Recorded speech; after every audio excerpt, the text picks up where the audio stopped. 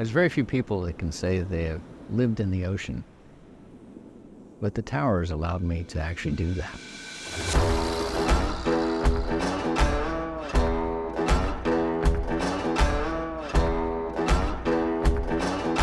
You know, just in this area along the coast, there's probably about 1,100 known shipwrecks. So when the tower was put in place in 1964, it was designed to be a Coast Guard lighthouse to guard ships from getting too much to the frying pan shoals, which is shallow water, so that all the ships going past would go around it rather than going, oops, we're aground and lost to sea.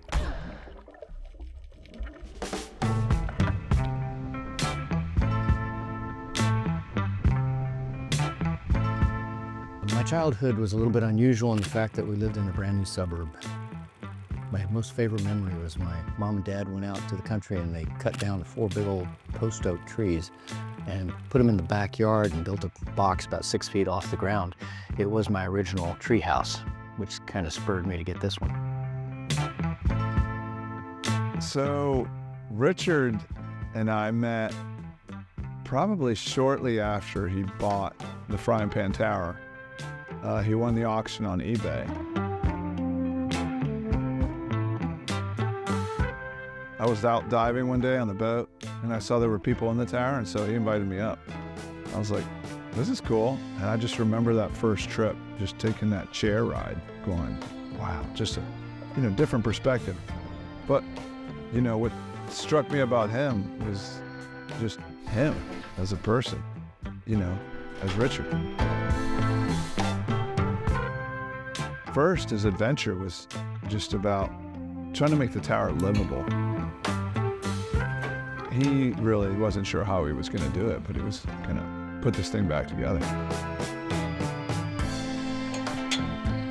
When I got it, I had no idea what I was going to do with it. I just knew I was really attracted to it. So it transformed from being just a standard beacon of light, pre-GPS, to ignored and shot with guns as people were out here just going past in boats, to what do I do with this thing now? And it took about almost a decade for me to realize that the very best thing I could do with it was to give it away. Bring more people out and let their vision become part of the tower too.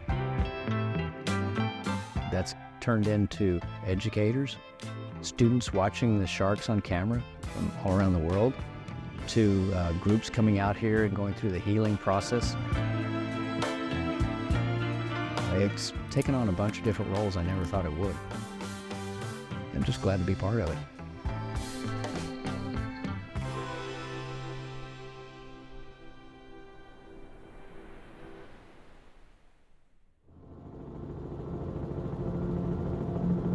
When you are out in the middle of the ocean where all you see is water, it's extremely comforting to look over and see the tower anchored right over there. I think what the tower represents so clearly is the ability to step outside of what you do every day. And the tower, with some of the challenges of just existing, makes you realize that every day is a gift.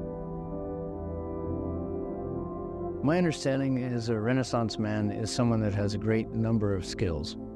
Having my hands on so many different trades, it really just reminds me that one of the most pleasurable things in life is to continue to learn.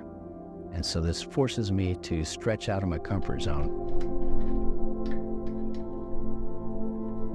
I'm most passionate about helping people discover that they only have a certain amount of hours and days, and that they need to use them wisely. It's the most valuable thing we have is our time. Don't wait until you're ready. Start. Jump right in. I've learned that there's no guarantees. I may not be here next year. And because of that, if I wait, or you wait till you retire, you'll just never do it. So if there's that thing that you just always wanted to do, if this is a bucket list item, just come do it. See what it's like. You'll find that you have things within yourself that you didn't know you had.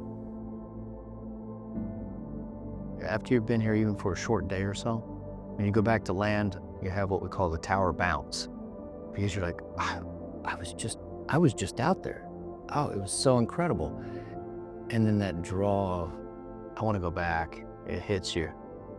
And, I warn you about it right now. The tower bounce will bite you and you'll end up, you'll be back. You'll be great.